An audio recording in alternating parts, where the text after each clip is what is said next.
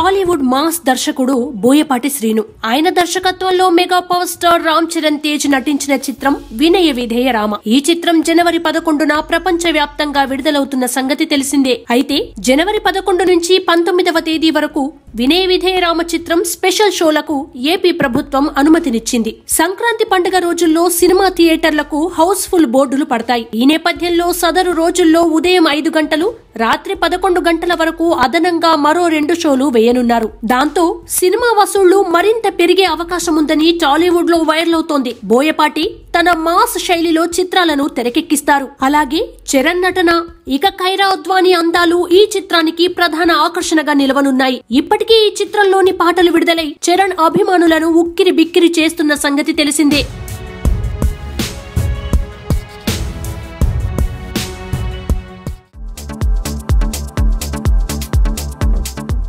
Please subscribe to new waves. ఇలాంటి మరిన్ని మంచి వీడియోలు కావాలని కోరుకుంటున్నారా? అయితే పక్కనే ఉన్న గంట సింబల్ను క్లిక్ చేయండి. అలాగే సబ్స్క్రైబ్ చేయండి.